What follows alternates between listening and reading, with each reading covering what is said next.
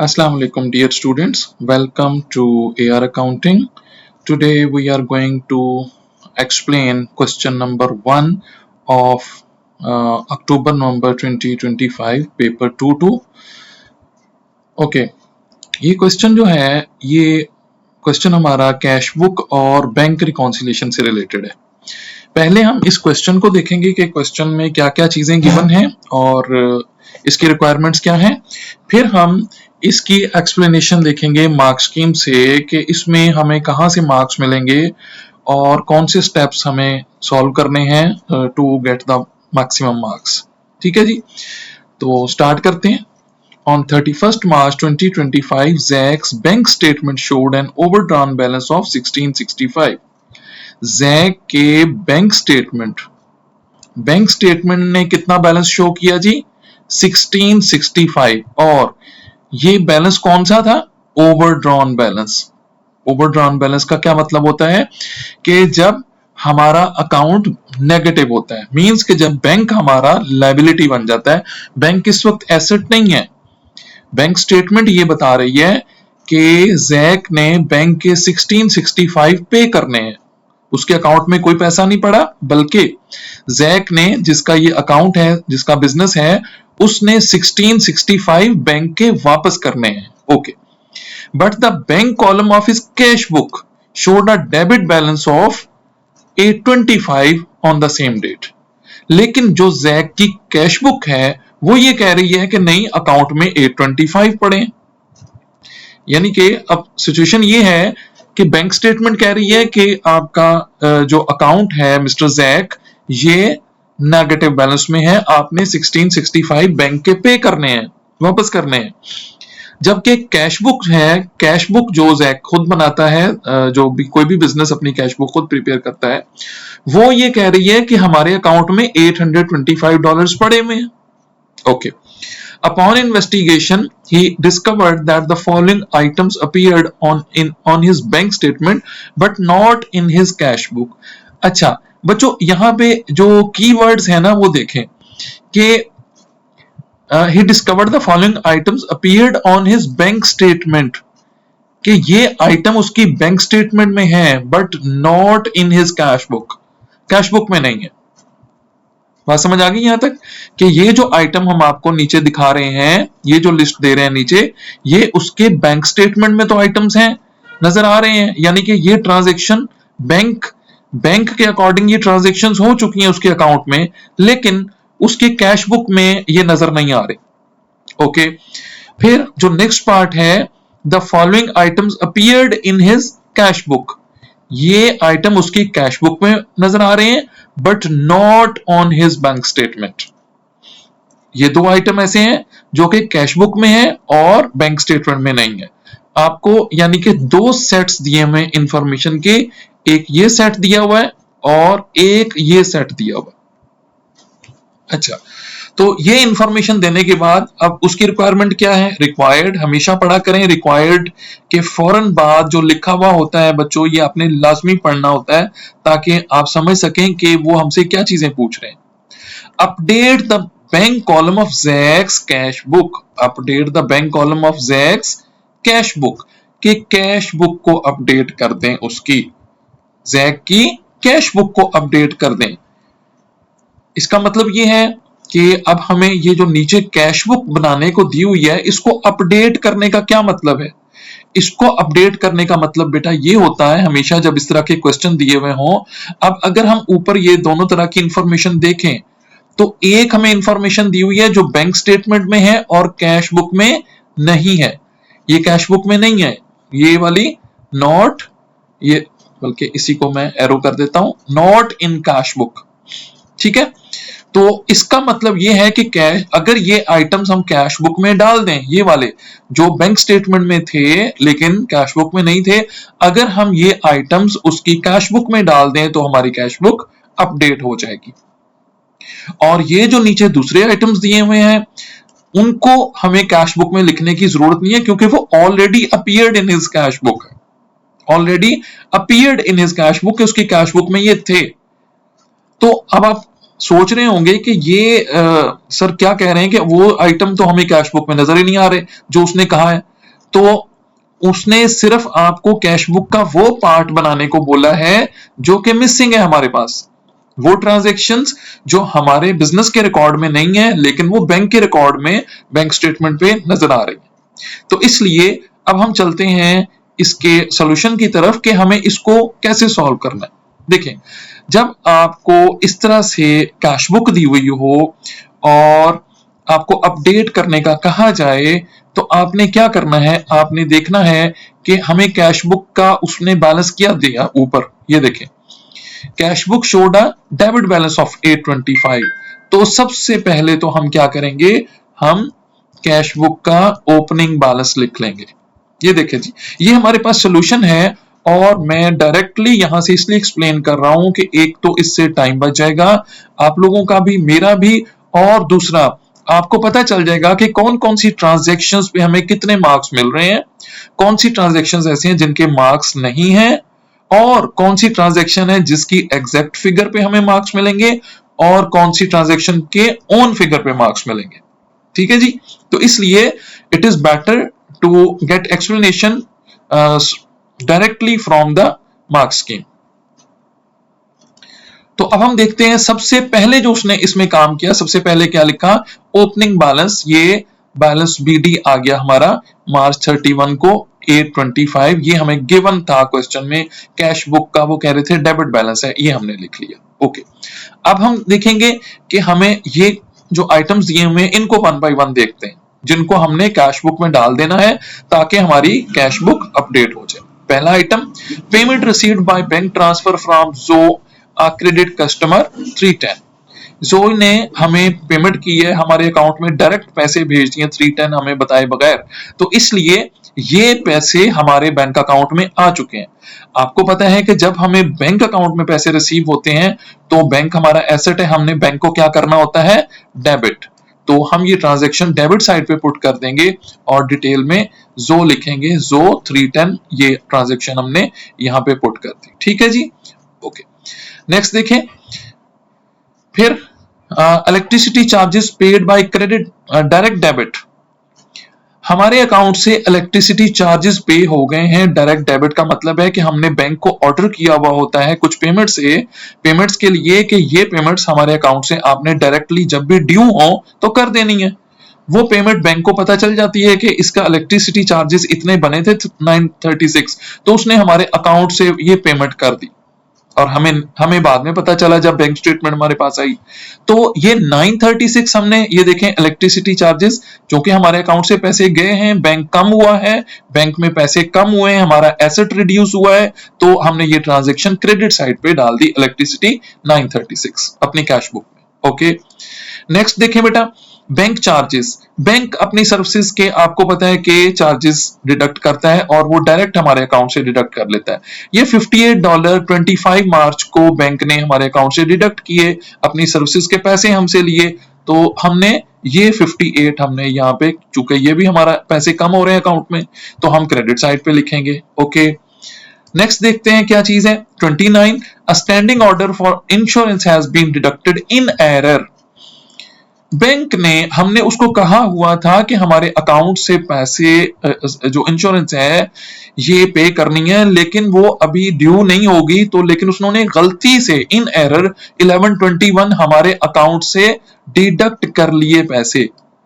ठीक है, यानी कि इंश्योरेंस के पैसे डिडक्ट कर लिए, वो इंश्योरेंस कंपनी को पे करने थे हमने, तो लेकिन वो गलती से ऐसा हुआ है। अच्छा, अब एक चीज आपने याद रखनी है कि अगर बैंक से कोई मिस्टेक होती है तो वो मिस्टेक हम कैश बुक में ठीक नहीं करते, उसको हम बैंक रिकॉन्सिलेशन में जाके ठीक करते हैं। अगर बैंक वालों से कोई मिस्टेक हो जाए, कोई एरर हो जाए, तो वो बैंक रिकॉन्सिलेशन बनाते हुए हम ठीक करते हैं, not in the cash book.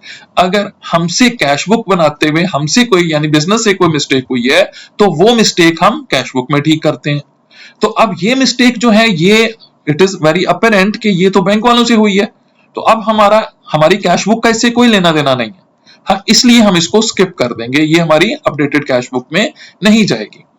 ठीक है, नेक्स्ट 30th को क्या हुआ है, इंटरेस्ट रिसीव्ड, हमें $45 कहीं से इंटरेस्ट मिला है अपने डिपॉजिट पे इंटरेस्ट मिला है या कहीं पे कोई इन्वेस्टमेंट की होगी, तो हमारे अकाउंट में ये $45 एज इंटरेस्ट रिसीव हुए हैं। अब हम क्या करेंगे, जो पैसे रिसीव होते हैं कैश बुक में किस साइड पे जाते हैं, डेबिट साइड पे, तो ये 45 हमने इधर डाल दिए। तो अब हमारी पूरी कैश बुक अपडेट हो चुकी है।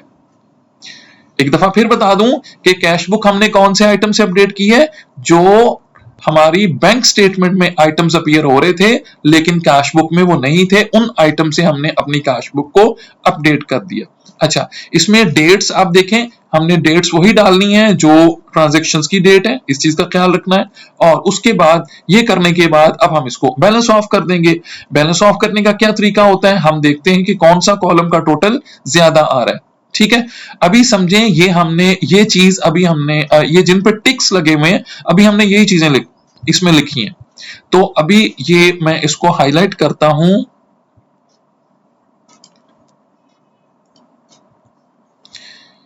ये जो बैलेंस सीडी आपको नजर आ रहा है, ये अभी हमने नहीं लिखा है। ओके, ये हमने अभी पुट नहीं किया है, अभी सिर्फ ये जो मैंने रेड टिक्स लगाए हैं अभी सिर्फ ये चीजें लिखी हुई हैं। तो अब हम देखते हैं कि हमारे पास कौन से साइड का टोटल ज्यादा आ रहा है ये, लेकिन अभी आपने ये ध्यान में रखना है कि ये जो सर ने हाईलाइट किया है ये चीज अभी नहीं आई है क्योंकि ये बैलेंसिंग फिगर है। ठीक है, ये टोटल करने के बाद बड़ी साइड का टोटल देखने के बाद जो साइड शॉर्ट होती है वो होता है। हमने देखा कि डेबिट साइड का टोटल ज्यादा आ रहा है, डेबिट साइड का 1180 आ रहा है। तो जिस साइड का टोटल ज्यादा होता है बेटा, आपको पता है कि बैलेंसिंग ऑफ में हम उसको दोनों साइड्स पे पुट कर देते हैं। तो हमने ये 1180 डेबिट साइड पे भी लिख दिया और एक लाइन छोड़ के क्रेडिट साइड पे भी ये 1180। इस चीज का ख्याल रखना है कि ये जो टोटल्स हैं, एक तो इसमें डिटेल्स में कभी कुछ नहीं लिखना। देखें, डिटेल्स में कुछ नहीं लिखा हुआ, ना डेबिट साइड पे ना क्रेडिट साइड पे, इसको आपने एम्प्टी छोड़ देना है।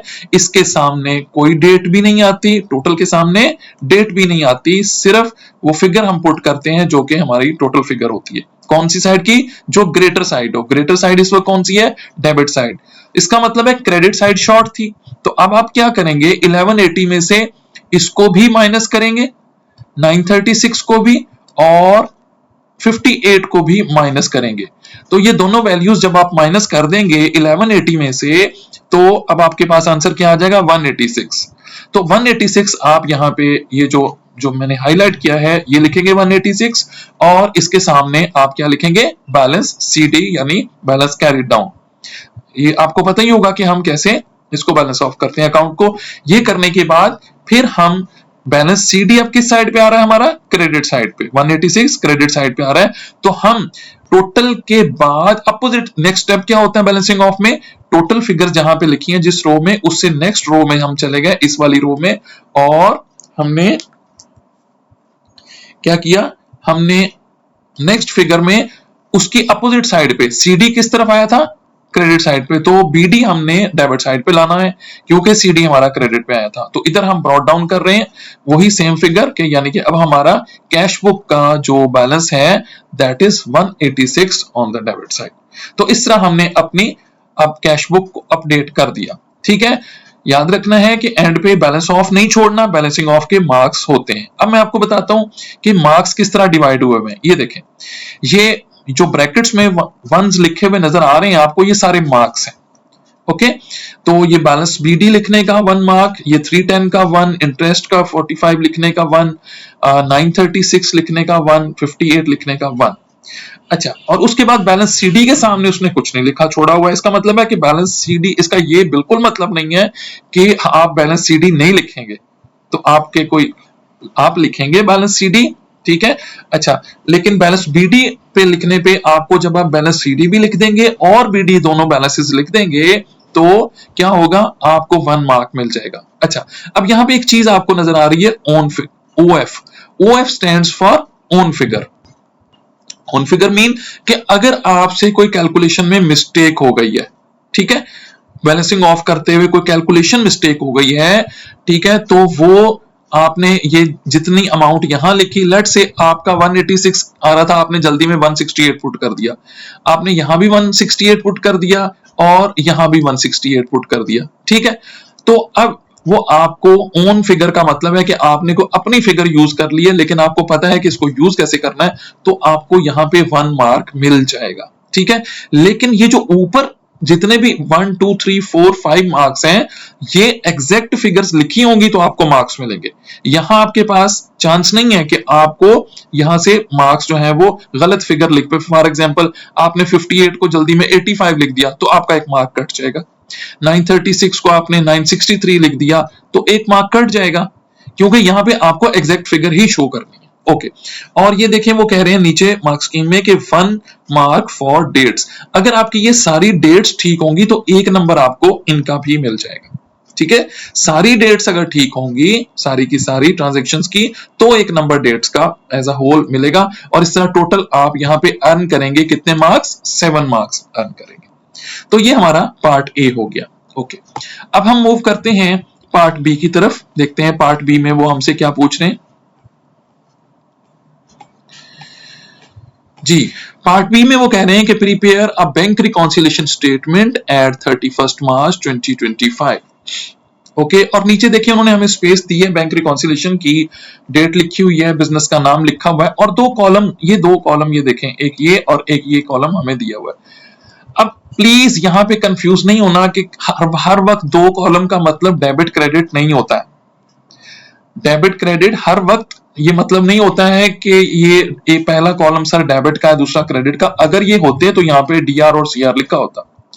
ये कॉलम्स होते हैं, 2 कॉलम्स आपको इसलिए दिए होते हैं कि आपने अगर कहीं पे वर्किंग करनी है तो वो इसके अंदर वर्किंग करके उसका फाइनल आंसर नेक्स्ट कॉलम में शिफ्ट कर दें। ठीक है, यानी कि कुछ वर्किंग्स करनी है, उसके आंसर यहां रिफ्लेक्ट होने हैं सेकंड कॉलम में, फिर सेकंड कॉलम में फाइनल वर्किंग्स होनी है, तो वो जो फिगर्स आएंगी हम उनको यहाँ पे टोटल ये सब्ट्रैक्ट कर देंगे, जो कि सेकंड कॉलम है हमारा। ठीक है, तो इसको आपने यहां से ऐसे समझना है कि ये 2 कॉलम, और बैंक रिकॉन्सिलेशन स्टेटमेंट है, ये कोई अकाउंट नहीं है। It is bank reconciliation statement, it is not an account. ये चीज भी याद रखनी है, समटाइम वो क्वेश्चन आपसे पूछ लेते हैं, क्या is bank reconciliation statement is an account और not. It is not an account, क्योंकि इसमें हम डेबिट क्रेडिट कुछ नहीं करते, हम इसमें बैलेंसिंग ऑफ नहीं, उसका कोई बैलेंस नहीं होता। ओके, तो हम इसमें चीजों को प्लस और माइनस करते हैं इसके रूल्स के अकॉर्डिंग। तो ये स्पेस आपको दी हुई है, और नीचे आपको ये आपने ये भी देखना होता है कि इसके मार्क्स कितने हैं। ये 5 मार्क्स का क्वेश्चन है पार्ट बी। अब हम चलते हैं इसके सोल्यूशन की तरफ, लेकिन उससे पहले आपको मैं ये बता दूं कि अब बैंक रिकॉन्सिलेशन स्टेटमेंट बनाते हुए हम कौन से आइटम्स यूज करते हैं। वो आइटम यूज होते हैं जो कैश बुक में अपीयर हो रहे होते हैं, लेकिन बैंक स्टेटमेंट में मिस होते हैं। ठीक है जी, तो यहां पे हम वो वाले आइटम्स शो करते हैं। अच्छा, एक और चीज यहां पे नोट करें, उसने हमें ना ये 2 दिए हुए, एक ये दिया हुआ है और एक ये ऑल्टरनेटिव प्रेजेंटेशन, यानी कि आप इस बैंक रिकॉन्सिलेशन स्टेटमेंट को 2 तरह से बना सकते हैं, और दोनों तरह से ये एक्सेप्टेबल है। मैं आपको दोनों ही एक्सप्लेन कर दूंगा, जो मेथड आपको आसान लगे वो आपने उसको उस तरह से सॉल्व करना है। अच्छा जी, इसको स्टार्ट कैसे करते हैं। पहले जो ऊपर वाला इसका है, इन्होंने जो ऊपर वाला मेथड लिया है, पहला मेथड, उसमें किससे स्टार्ट कर रहे हैं, balance shown on bank statement. देखें, balance shown on bank statement, bank statement से स्टार्ट किया, ये बैंक के बैलेंस से स्टार्ट कर रहे हैं, जबकि दूसरे वाले में balance shown on updated cash book, ये फर्क है। ठीक है, ये अपडेटेड कैश बुक का बैलेंस यहां पे,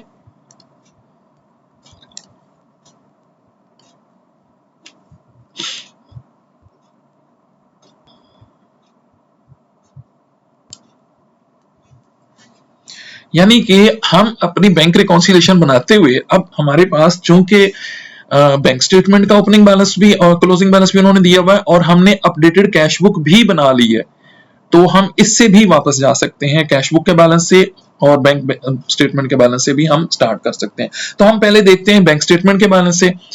बैंक स्टेटमेंट वाला जो जब हमने इससे स्टार्ट करना है, तो देखें उसमें सबसे पहले क्या लिखना होता है, जो बैलेंस हमें दिया हुआ।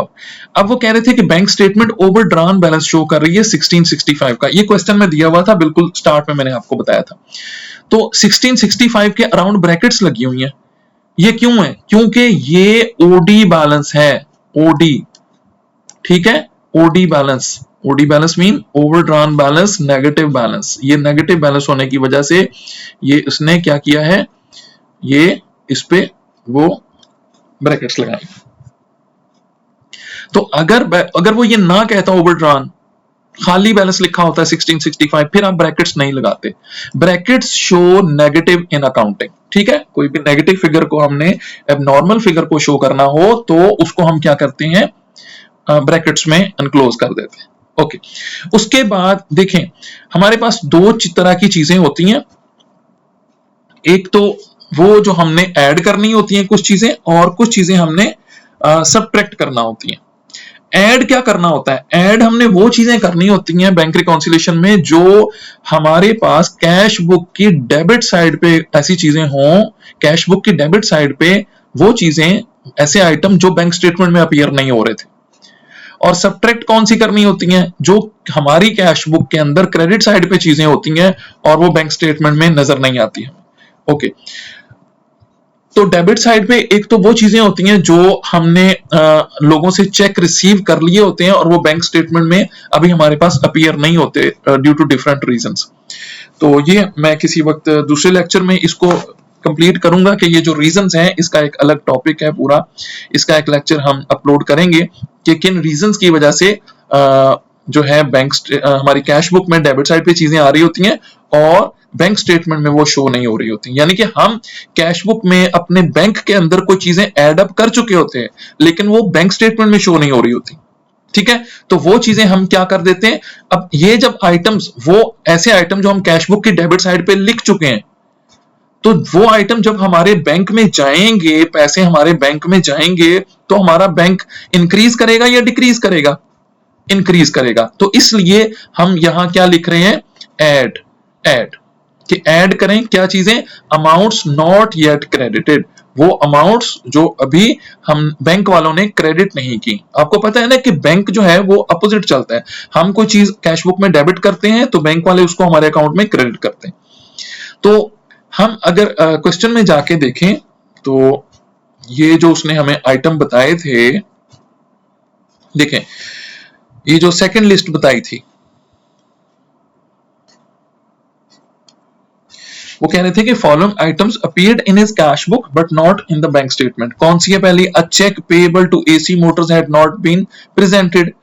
हमने एक चेक दिया था एसी मोटर को, वो अभी उसने ले जाकर हमारे अकाउंट से नहीं पैसे निकलवाए। Cheque payable to AC Motors, यानी कि एसी मोटर्स के जो पैसे हमने देने थे, हैड, वो जो चेक है वो एसी मोटर वाले ने अभी हमारे अकाउंट से पैसे नहीं निकलवाए। अच्छा, ये तो निकलवाने वाले पैसे हैं, यानी कि ये हमने क्रेडिट साइड पे लिखे होंगे कैश बुक में। Cash and checks deposited into the bank, ये पैसे हमने जमा करवा दिए हैं, 1210 जो डॉलर्स हैं ये हम बैंक में डिपॉजिट करवा चुके हैं, लेकिन ये अभी तक अपीयर नहीं हुए हमारी बैंक स्टेटमेंट में ड्यू टू डिफरेंट रीजंस। तो जब ये अपीयर होंगे तो ये एड अप हो जाएंगे ना हमारे बैलेंस में। तो हम 1210, ये देखें हम क्या करते हैं, ये 1210 हमने यहां पे लिख दिया, अमाउंट्स नॉट येट क्रेडिटेड। अच्छा, एक चीज आपने देखनी है, अमाउंट्स नॉट येट क्रेडिटेड और amounts not yet presented, these are headings. इनको आपने एज हेडिंग कंसीडर करना है, ठीक है। इनको क्या है, आपने एज हेडिंग्स कंसीडर करना है, अमाउंट्स नॉट येट क्रेडिटेड और अमाउंट्स नॉट येट प्रेजेंटेड। ये दो हेडिंग्स होती हैं आपकी बैंक रिकॉन्सिलिएशन के अंदर। ओके, तो अब ये हमने 1210 यहां पे लिख दिए पहले कॉलम में, दो कॉलम बने हुए ना हमारे पास वहां पे, तो 1210 लिख दिए। अच्छा, हमने ये भी साथ में देख लेना है कि वो जो एरर था बैंक ने किया हुआ, एरर एक किया था कि हमारे अकाउंट से पैसे निकाल लिए थे ये वाले 1121, इसका क्या करना है भाई। ये चूंकि बैंक हमारे अकाउंट से पैसे निकाल चुका था गलती से, तो अब हम रिकॉन्सिलिएशन बनाते हुए उसको वापस पुट इन कर देंगे, ठीक है, ऐड अप कर देंगे। तो ये भी ऐड वाली हेडिंग में आ जाएगा। ये बैंक एरर, ये देखें बैंक एरर, उसके बाद आ गया बैंक एरर, ये 1121 ये ऐड हो गया। तो दो चीजें आ गई हमारे पास ऐड होने के लिए। एक, ये जो अनक्रेडिटेड अमाउंट्स हैं हम कैश बुक में ऐड कर चुके हैं बैंक में, लेकिन अभी बैंक वालों ने हमारे अकाउंट में ये डिपॉजिट नहीं किए हैं, बैंक स्टेटमेंट में शो नहीं हुए। और दूसरा बैंक एरर, बैंक से गलती से ये पैसे निकल गए थे हमारे अकाउंट से, वो हम वापस ऐड अप कर रहे हैं। ऐड करके इसका टोटल 12, 10 और 11, 21 को हम ऐड करेंगे, इट विल बिकम 23, 31। ये आ गया जी इसका टोटल, यानी कि ये इसका टोटल जो है वो हम यहां शिफ्ट कर देंगे, ठीक है, लास्ट कॉलम में। ये जब यहां शिफ्ट हो गया तो अब यहां पे इसकी वर्किंग होगी। देखिए ऊपर हमारे पास 1665 क्या आ रहा है, नेगेटिव। ये 2331 ये पॉजिटिव आ गया। तो ऑब्वियसली जब एक चीज पॉजिटिव एक नेगेटिव हो तो जो ऑपरेशन होता है वो सब्ट्रैक्शन का होता है, आपने मैथ्स में सीखा होगा ये। तो अब बड़ी वैल्यू कौन सी है, पॉजिटिव वैल्यू बड़ी है, तो इसमें से 1665 माइनस होके हमारे पास प्लस का 666 आ गया, यानी पॉजिटिव 666। तो इसलिए अब हमने इसके अराउंड ब्रैकेट्स नहीं लगाए। तो ये इस तरह 666 कैसे आया, इसमें से ये वैल्यू हमने क्या कर दी, माइनस कर दी। ओके, फिर देखें अब हम क्या कर रहे हैं। अगर दूसरी हेडिंग बैंक रिकॉन्सिलिएशन स्टेटमेंट में दूसरी हेडिंग होती है less amount not yet presented या लेस अनप्रेजेंटेड चेक्स भी इसको लिख देते हैं, समटाइम दोनों ठीक है। अगर आप अनप्रेजेंटेड चेक्स लिखते हैं तो भी ठीक है, अमाउंट्स नॉट येट प्रेजेंटेड लिखते हैं तो भी ठीक है। इसमें हमारे पास क्वेश्चन के अंदर देखें दो ही आइटम थे, एक ये जिसको हम डील कर चुके हैं और ये दूसरा आइटम जिसको अभी हमने उसमें लिखना है, ठीक है। 480 हमने चेक दे दिया किसी को, वो भी बैंक में नहीं लेकर गया। जब वो लेकर जाएगा हमारे अकाउंट से पैसे निकलवाएगा तो पैसे कम होंगे, तो इसलिए हमने इसको ये लेस वाले ब्लॉक में डालना है। लेस वाला, दो ही ब्लॉक है हमारे पास, एक ऐड और एक लेस। बैंक रिकॉन्सिलिएशन में कितने ब्लॉक्स होते हैं, टोटल 2 ब्लॉक्स होते हैं। तो जितने भी आइटम इसके अंदर आने होते हैं इन्हीं 2 ब्लॉक्स के अंदर ही कंटेन करते हैं। तो ये प्रैक्टिस के साथ आप सीख जाएंगे कि कौन से ब्लॉक में कौन सी चीजें आती हैं, ठीक है। तो अब ये जो अमाउंट्स नॉट येट प्रेजेंटेड में एसी मोटर्स का जो चेक था वो 480 वो हमने माइनस करना था, इसलिए चूंकि इसको माइनस करना था इसलिए देखिए 480 के अराउंड हमने क्या किया, ब्रैकेट्स लगाएंगे। तो अब इसमें से हमने 666 में से 480 माइनस कर दिए, तो माइनस करके हमारा जो आंसर आया है 186। अब क्या चीज है, चूंकि हमारी सारी वर्किंग कंप्लीट हो चुकी है तो अब ये हम इसको लिखेंगे this is balance shown on updated cash book, कि ये वो बैलेंस है जो हमारी अपडेटेड कैश बुक पे आ गया है 186, ठीक है जी। तो अगर हम देखें जाके और अपनी हम जो अपडेटेड कैश बुक हमने ऊपर बनाई थी उस पे एक नजर डालें तो ये 186 आपको ये नजर आ रहा है ना बैलेंस, ये देखें ये 186, इसके साथ ये बैलेंस हमारा अब मैच हो गया है, रिकॉन्साइल हो गया। इसी को कहते हैं रिकॉन्साइल करना, जो और इसी वजह से इस स्टेटमेंट का नाम बैंक रिकॉन्सिलिएशन स्टेटमेंट है। ओके, अच्छा, अब उसने आपको दूसरी ऑप्शन भी दे दी है कि इसी को कुछ बच्चे अगर इस तरह से करना चाहें तो ये पॉसिबिलिटी जो दूसरा अल्टरनेटिव प्रेजेंटेशन है उसमें क्या कर रहा है वो, उसमें वो ये अच्छा ये वाला मेथड ये किस वक्त हमने यूज करना है। ये पॉसिबल था कि वो आपको बैंक स्टेटमेंट का ये बैलेंस ना देता, 1665 गिवन ना होता। अगर ये 1665 गिवन ना होता क्वेश्चन में, फिर हमारे पास और कोई ऑप्शन ही नहीं थी दूसरे ऑल्टरनेटिव के अलावा। फिर हम स्टार्ट ही इससे करते, balance shown on updated cash book 186 से हम स्टार्ट करते, क्योंकि बैंक स्टेटमेंट का बैलेंस गिवन नहीं है। और ऐसे आप कुछ क्वेश्चन देखेंगे पास्ट पेपर्स में जहां पे आपको बैंक स्टेटमेंट का बैलेंस मिसिंग होता है, तो फिर हम उसमें क्या करते हैं, हम स्टार्ट ही इससे करते हैं। अच्छा, इसमें क्या है, इसमें और उसमें ऊपर वाले में फर्क क्या है? फर्क सिर्फ बेटा ये है कि ये जो रूल्स हैं ये रिवर्स हो जाते हैं। ऊपर जो अमाउंट्स ऐड होनी थी जब हम कैश बुक से स्टार्ट करेंगे तो अब वो माइनस होनी है। देखें, अमाउंट्स नॉट येट क्रेडिटेड ऊपर ऐड में आ रही हैं, यहां पे वो लेस में आ रही हैं। अमाउंट्स नॉट येट क्रेडिटेड किस में आ रही हैं, लेस वाले में आ रही हैं, ठीक है। अच्छा, ऊपर हम क्या कर रहे थे, अमाउंट्स नॉट येट प्रेजेंटेड को हम लेस कर रहे थे, यहां अमाउंट्स नॉट येट को प्रेजेंटेड को हम क्या कर रहे हैं, हम ऐड कर रहे हैं। ये रूल रिवर्स हो जाता है जब हम यानी कि कैश बुक के बैलेंस से स्टार्ट करते हैं। आपने सिर्फ अब आप कहेंगे सर ये दो रूल्स हम कैसे याद करेंगे? देखिए बेटा, 2 रूल्स याद नहीं करने आपने सिर्फ ये वाला रूल याद कर लेना है कि ऐड अनक्रेडिटेड अमाउंट्स और लेस अनप्रेजेंटेड चेक्स, एक याद कर लेना है।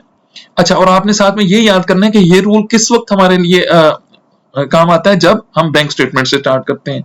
और अगर क्वेश्चन ऐसा आ गया जब बैंक स्टेटमेंट का बैलेंस गिवन नहीं है, हमें अपडेटेड कैश बुक का बैलेंस स्टार्ट करना पड़ता है, तो आपने समझ जाना है अब वो जो रूल हमने याद किया हुआ है ना उसको हम उल्टा कर देंगे, उसको रिवर्स कर देंगे। That's all.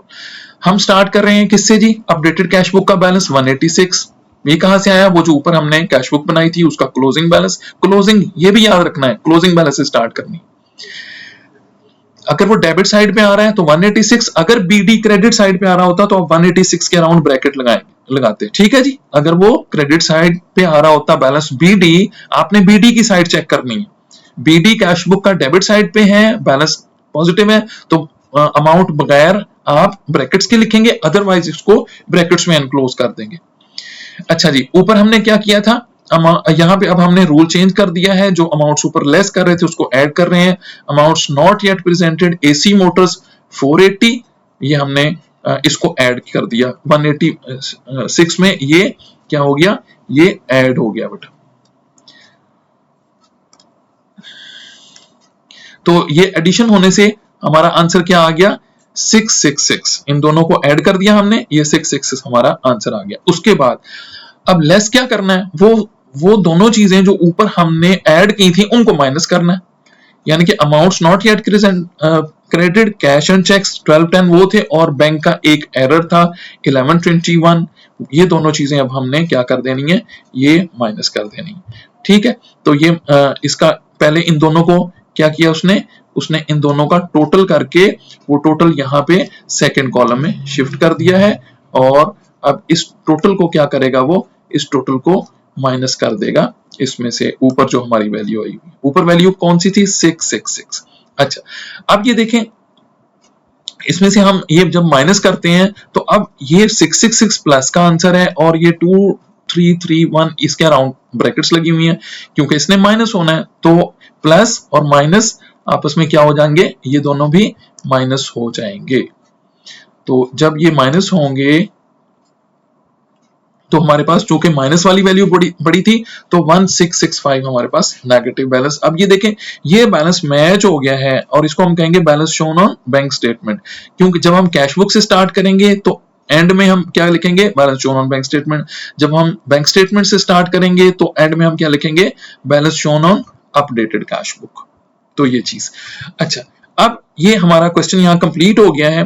तो इसके हमारे पास 5 मार्क्स थे। देखें अब ये देखें, दोनों आइटम्स लिखने के 1 मार्क्स, इसका 1 मार्क, इसका 1 मार्क, और जो एंड पे आंसर है आपके पास उसका आपका ओन फिगर, यानी कि आपको ओन फिगर का एडवांटेज यहां भी 1 मार्क का है कि अगर कैलकुलेशन मिस्टेक हो जाती है आपसे तो यहां पे आपको जो भी आपका आंसर आ रहा है उसके मार्क्स मिल जाएंगे। Same is in the other case, वहां भी मार्क्स की डिवीजन इसी तरह ही है। तो ये आपका पार्ट बी भी सॉल्व हो गया। अब चलते हैं हम पार्ट सी की तरफ। पार्ट सी में देखते हैं क्या पूछ रहा है।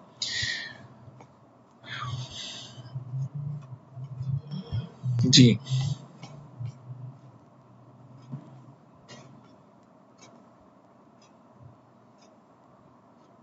पार्ट सी जो है ये थ्योरी का क्वेश्चन है। उसमें पूछा उसने, currently Jack completes a bank reconciliation statement twice every year but is now considering completing 1 every 3 months. कि अभी तक तो वो साल में 2 दफा, ट्वाइस एवरी ईयर, कि 2 दफा बैंक रिकॉन्सिलिएशन स्टेटमेंट बनाता था, लेकिन अब वो ये सोच रहा है कि ये एवरी 3 मंथ बनाए। जब वो एवरी 3 मंथ बनाएगा इसका मतलब है कि साल में कितनी दफा? वो 4 दफा रिकॉन्सिलिएशन स्टेटमेंट बनाएगा, एक साल में 4 दफा। तो अब वो हमसे ये पूछ रहा है, एडवाइस करें जैक को weather he should be completing a bank reconciliation statement every 3 month. क्या उसको एवरी 3 मंथ जो है वो अपनी रिकॉन्सिलिएशन स्टेटमेंट बनानी चाहिए? जस्टिफाई योर आंसर, कीवर्ड्स हैं, एडवाइस आपका कीवर्ड है, जस्टिफाइड आपका कीवर्ड, या इनको कमांड वर्ड्स कहते हैं। ठीक है, कि इस क्वेश्चन को हमने कैसे सॉल्व करना है, वो इनकी ये जो कमांड वर्ड्स होते हैं ये हमें बता रहे होते हैं कि यहाँ पे हम क्या ऐसा लिखेंगे तो हमें मार्क्स मिलेंगे। Justify your answer by considering advantages and disadvantages of doing so. ऐसा करने के एडवांटेजेस और डिसएडवांटेजेस बताकर जस्टिफाई इस बात को करें कि क्या उसको करना चाहिए या नहीं करना चाहिए। ठीक है। तो ये जो एडवाइस वाला आंसर होता है बेटा, इसमें यानी कि ये जरूरी नहीं होता कि इसका एक ही आंसर हो, इसके मुख्तलिफ बच्चे कुछ यस में आंसर दे सकते हैं, कुछ नो में दे सकते हैं। लेकिन अगर आप यस में आंसर दे रहे हैं तो आपने अपने यस को स्ट्रॉन्ग करना है।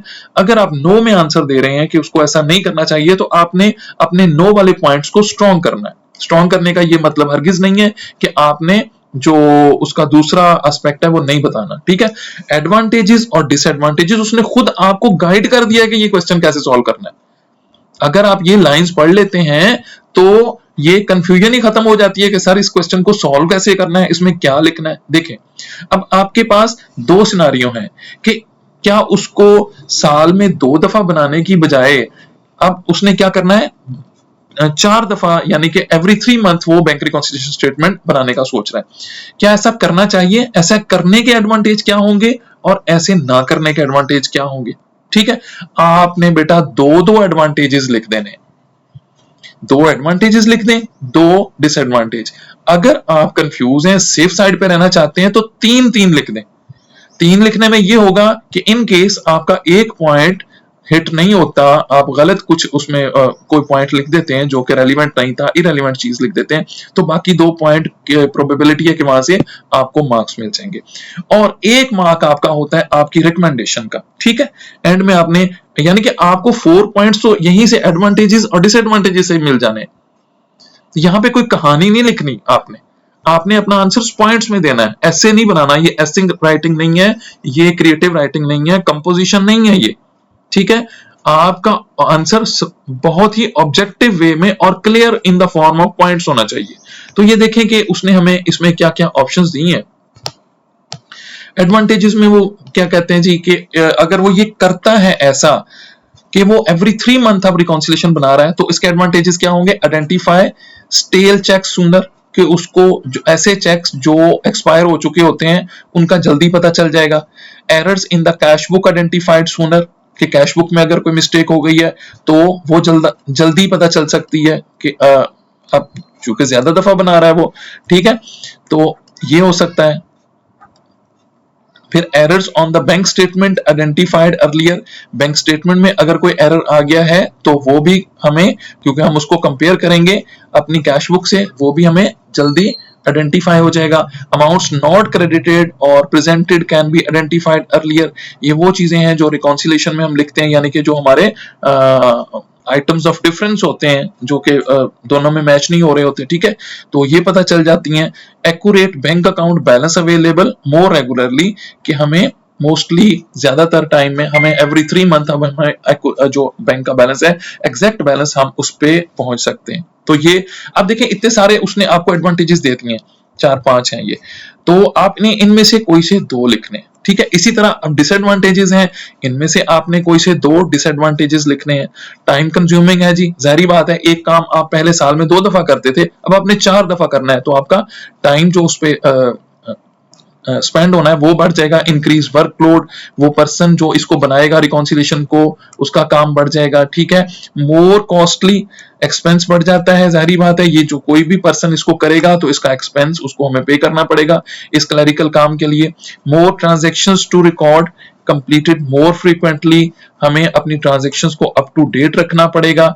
ये देखा जाए तो क्या है, ये एक एडवांटेज भी है, लेकिन उसने इसको डिसएडवांटेजेस में डाला हुआ है, तो ये दोनों तरह से ये हो सकता है। और द कैश, लेकिन ये अब उसको करना पड़ेगा, जो चीज जबरदस्ती अब उसको करनी पड़ेगी, तो वो एक जो पहले नहीं करनी पड़ रही थी, ठीक है, तो वो एक तरह से अब डिसएडवांटेजेस में चली जाएगी।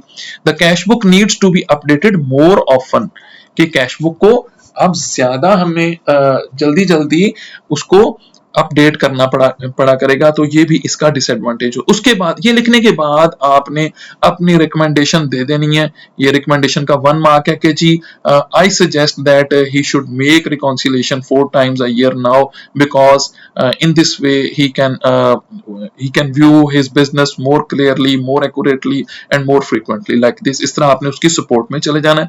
और अगर आप कहना चाह रहे हैं कि नहीं करना चाहिए ऐसा, तो देन आपने अपने जो पॉइंट्स यहाँ पे दिए हैं उनको समझ समराइज करके आपने अपनी वन या 2 लाइंस की रिकमेंडेशन में पुट इन कर देना। तो इस तरह से आप ये वाला जो पार्ट होता है, जो 5 मार्क्स का क्वेश्चन होता है, ये इसको जिसमें एडवाइस आपने को देनी होती है, कंसल्टेंसी देनी होती है, इसके फुल मार्क्स लेने के चांसेस आपके पास होते हैं, तो इसको आपको लूज नहीं करना चाहिए।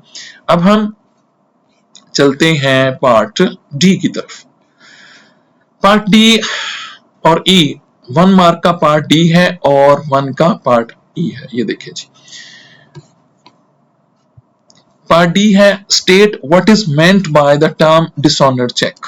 कि डिसऑनर्ड चेक का किसको कहते हैं? डिसऑनर्ड चेक ऐसा होता है बेटा कि वो ऐसा चेक होता है, ये देखिए, returned unpaid by the bank, जिसको पेमेंट हमें नहीं मिलती। हमें किसी ने चेक दिया, हम बैंक में चेक लेके गए और बैंक ने उस चेक को रखा, बाद में उसको एनालाइज किया, चीजें सारी देखी, और वो हमें क्या था, क्या उसकी कई रीजंस हो सकती हैं। रीजन उसने यहाँ पूछी नहीं है। रीजंस ये हो सकती हैं कि जिसका वो चेक था उसके अकाउंट में पैसे ही कम हो, ये वजह हो सकती है।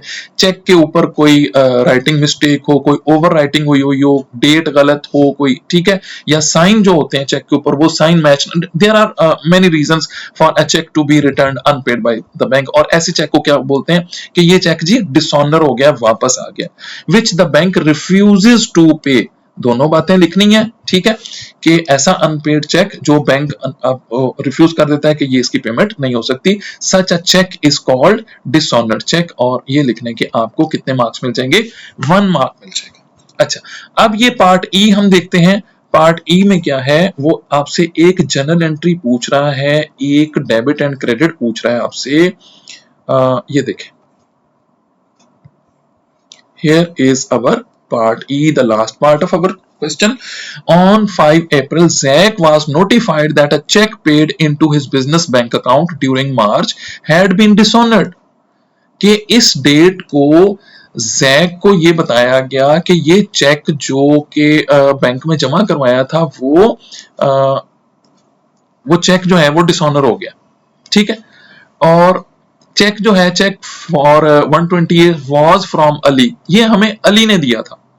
ये उसकी अमाउंट थी, ये उसकी डेट थी, और ये अली ने हमें दिया था। अली हमारा कस्टमर होगा या हमने उससे कोई पैसे लेने होंगे, जिसकी वजह से हमें ये चेक मिला, तो वो हमारा क्रेडिट कस्टमर है। तो उसने हमें जो चेक दिया था वो डिसऑनर हो गया। अच्छा, ठीक है, ये तो इसकी स्टोरी है। Complete the following table to show the journal entry required to record the dishonored checks in Zain's account. A narrative is not required. ठीक है, कि ये जर्नल एंट्री हमें बताएं। जब भी जर्नल एंट्री का वो आपसे पूछे तो समझ जाना है कि वो हमसे उस ट्रांजेक्शन का डेबिट और क्रेडिट पूछ रहे। तो अब देखें, जब हमें चेक मिला था, इसको समझें जरा, जब हमें चेक मिला था तो हमने क्या एंट्री की होगी? हमने बैंक डेबिट किया होगा और अली को क्रेडिट किया होगा।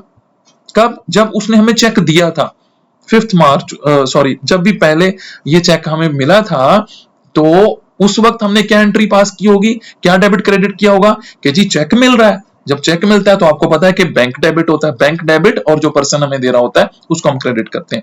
अब क्या हो रहा है? अब प्रोसेस रिवर्स हो रहा है। अब वो चेक तो हमारे किसी काम का ही नहीं रहा, वो तो डिसऑनर हो गया, पेमेंट ही नहीं मिली उसकी। इसका मतलब है उस चेक की हैसियत अब खत्म हो गई है, वो हमारे किसी काम का नहीं है, वो अब हमारा एसेट नहीं रहा। तो अब हम क्या करेंगे? अब हम बैंक को वापस क्रेडिट करेंगे और अली को डेबिट कर देंगे। अली दोबारा से अब हमारा अकाउंट रिसीवेबल 128 का बन जाएगा और बैंक 128 से रिड्यूस होके बैंक क्रेडिट हो जाएगा। तो ये हम यहाँ पे ये देखें कि कैसे इसको पास करना है इस एंट्री को। डिटेल्स में अली लिखना है। पहले सबसे पहली लाइन में हमेशा जनरल में पहली लाइन में डेबिट होने वाली जो अकाउंट होता है वो आता है, और सेकंड में क्रेडिट होने वाला अकाउंट होता है। तो अमाउंट सेम होती है। ये देखें, अली 128 और बैंक 128, क्रेडिट अली डेबिट। तो ये यहां से इन दोनों लाइंस के लिखने के आपको एक एक मार्क मिल जाएगा। अच्छा, इसमें ख्याल रखना क्या है कि ये आपकी डिटेल भी ठीक होनी चाहिए, राइट, और ये वैल्यू भी ठीक होनी चाहिए। ये दो चीजें ठीक होंगी तो आपको एक मार्क मिलेगा। फिर अगली क्रेडिट वाली लाइन में ये दोनों चीजें ठीक होंगी तो आपको एक नंबर मिलेगा। इनमें से कोई एक चीज भी अगर आपने गलत कर दी तो आपका एक नंबर गया। अगर अमाउंट गलत कर दी, डिटेल ठीक लिखी है, मार्क नहीं मिलेगा।